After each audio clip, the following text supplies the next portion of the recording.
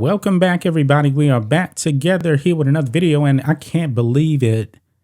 It's actually been a year since Will Smith actually slapped Chris Rock at the Oscars. Yeah. It seemed like yesterday I was just making a video on that. But it's been a year, and Will Smith, I believe he's banned for 10 years from the Oscars. But the Oscars is dead. I can't think of the last time I actually watched the Oscars. When's the last time you watched it? Don't remember. It's been decades for me. I don't even watch it. Don't care. Yeah, these award shows, nobody cares. Nobody watches. Golden Globes. A few years back, I believe 2020, Ricky Gervais, the comedian, went on there and he just slammed Hollywood for the wokeness and preaching to people. That was epic. And Hollywood still has not learned their lesson. These award shows are extremely political. A bunch of left-wing lunatics get on stage. They want to talk about climate change. And, of course, they got to bring up Trump and all this other stuff. That turns off people. Mm-hmm. And it's really infected into the product because movies aren't that good anymore. Few good movies. Creed 3 was good. I saw it. Avatar: Way of Water, good. I like that.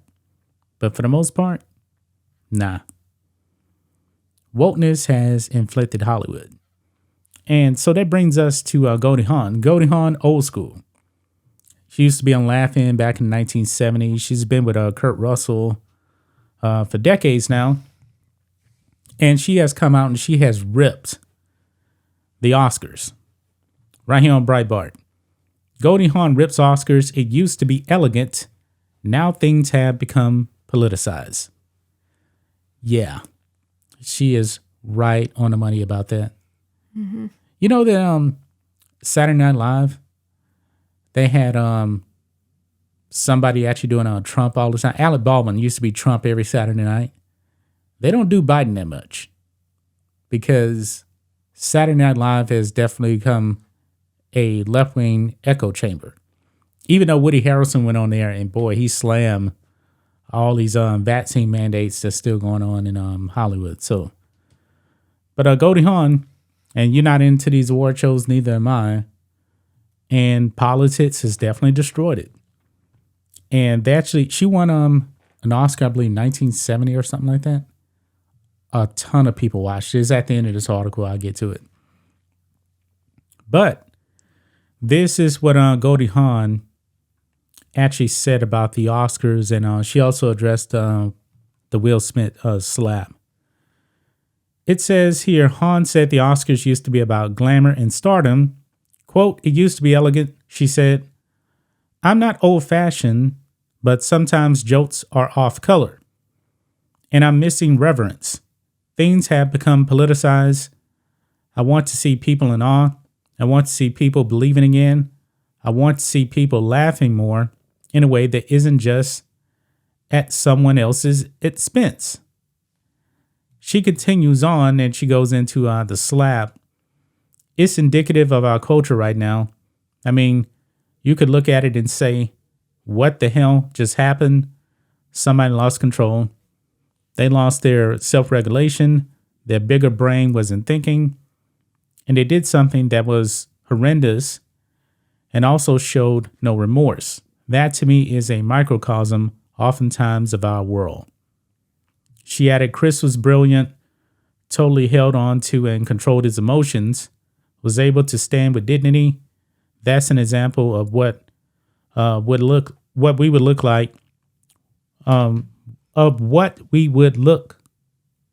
our world, to look like.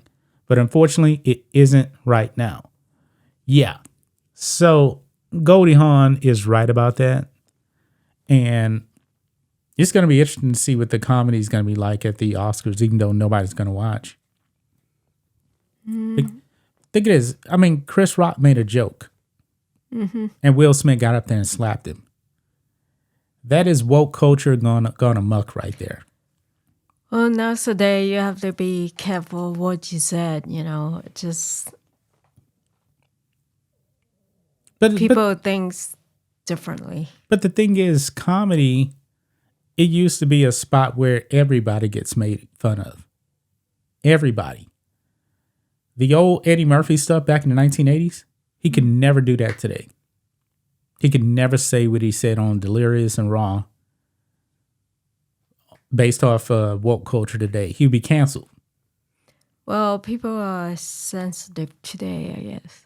More sensitive than... Yeah, because wokeness has inflicted these award shows. It's inflicted Hollywood, and yeah, you're right about that.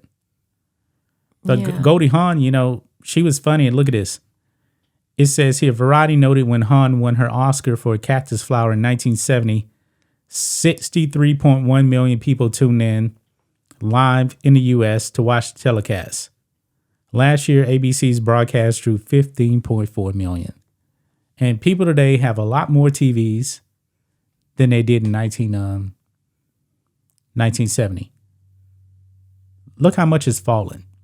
It went from, what did it say, 60 million, 63 million to just over 15 million now. Other entertainment is really down, and people are very sensitive, especially in the comedy. If you say something, it might mean something, bad to the other person. Like, for example, I haven't watched the whole series, like Fresh Off the Boat. I've never seen it. I've heard of it. It's like about like the Asian, family, like the immigrants, and it's pretty much talk about like the authors.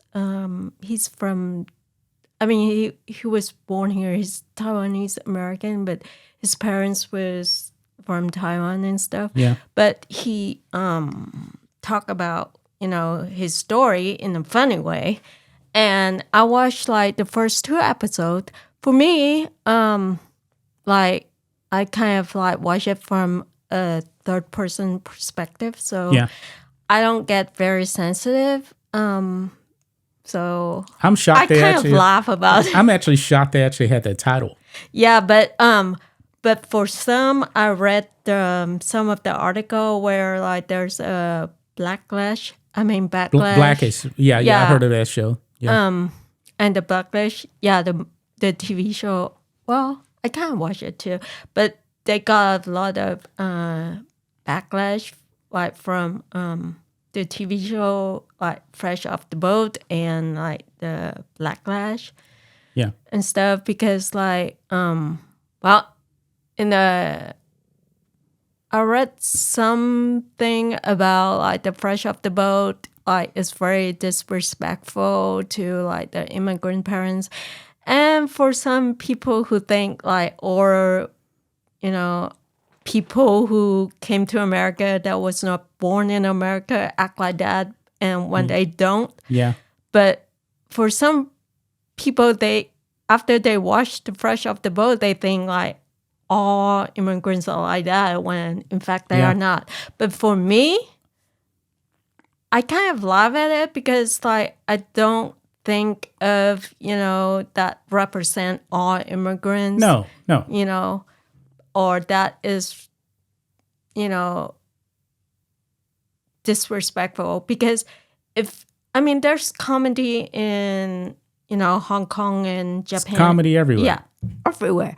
And they do have like family comedy, and like if you watch it in Hong Kong, it won't be a problem. Because like they understand the issues that not all parents are like that, like stuff. Yeah. But for some reason, it's like there's a lot of backlash, in America, because I guess it's because of the history of that term, Fresh Off the Boat. Honestly, to tell you the truth, I didn't know what that really meant. Well, at first. I really don't know what it meant, but I know.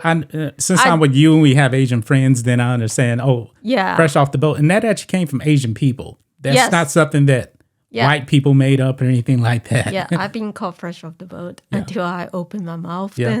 Then we have a friend that said, "No, I didn't come on the boat. I came here by plane," something like that. Yeah. Yeah, I think. I think it should be. they need to update that. It's not fresh off the boat. No, yeah. I mean, it's 2023. Yeah, but like decades and decades ago, people would actually immigrate on a boat. But also, guess what?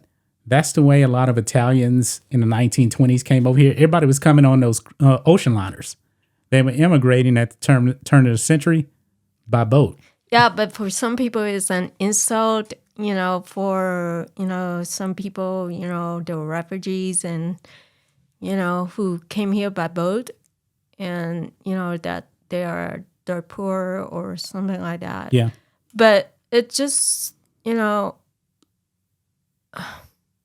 and it's pretty sad when people, call the people, fresh off the boat, because like it's just.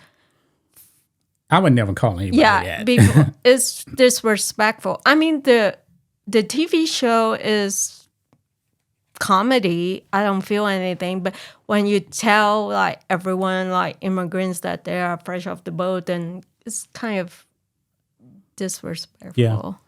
Yeah, but Goldie Hawn, though, she's right about this, politicizing everything. And I believe that cancel culture also has a lot to do with this. So many people getting canceled, you can't have comedy. Comedy is not funny anymore. I mean, it's gotten ridiculous. But let's jump to the next part of this right here. Okay. Look at this. 60,000 signatures on petition demanding Oscars drop pro-Chinese Communist Party John Wick star Donnie Yen as presenter. Now, I didn't know he was going to be presenting at the Oscars. I'm a Donnie Yen fan. His Ip Man movies are really, really good.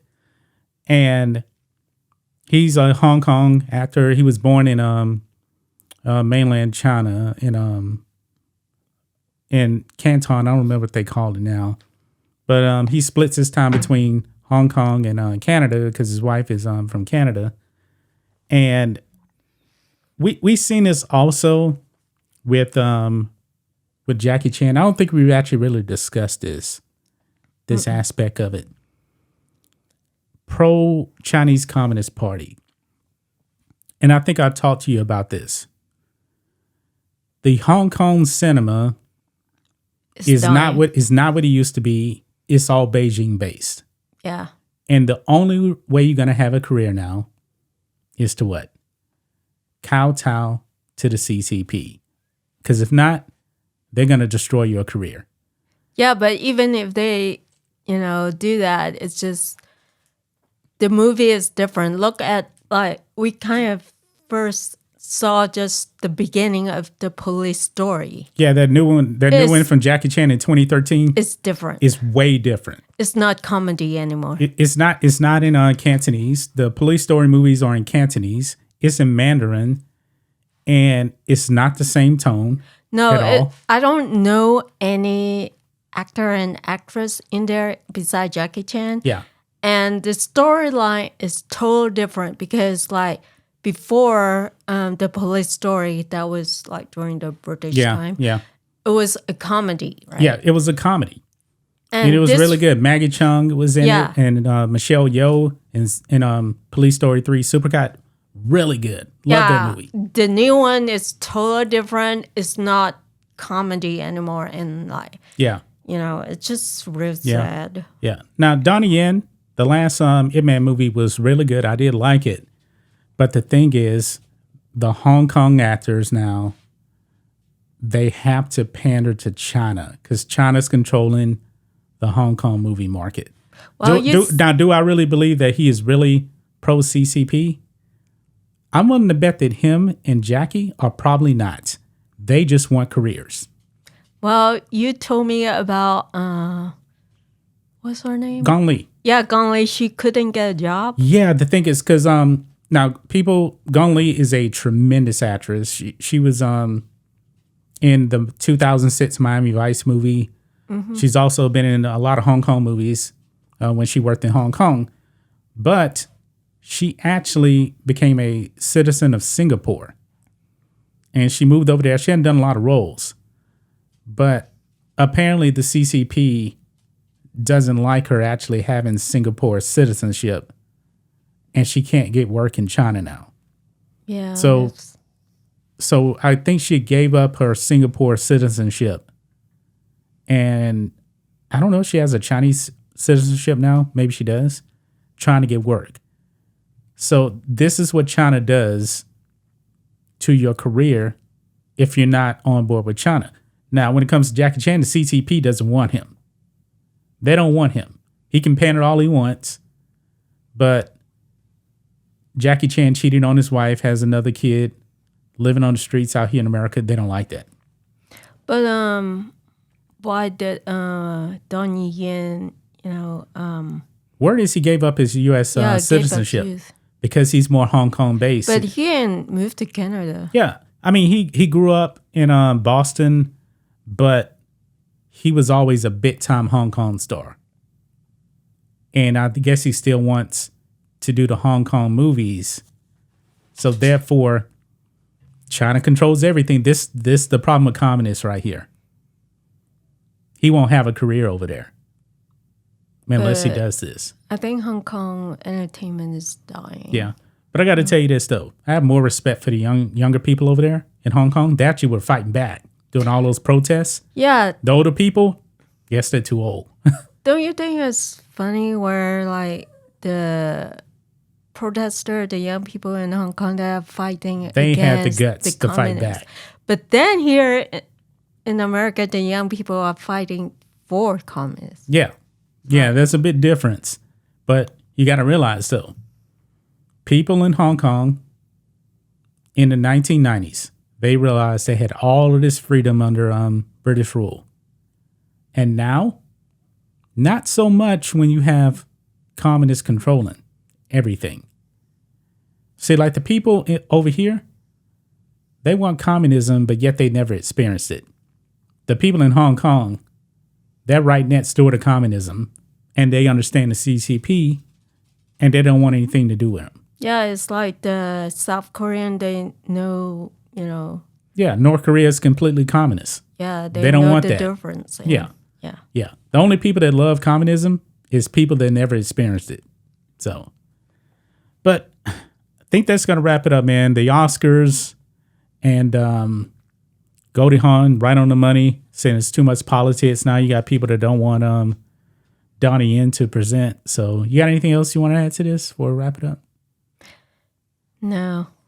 Yeah. I think the Oscar should change back to get away. I think they're going down the woke path too much. It's not going to happen. So I think.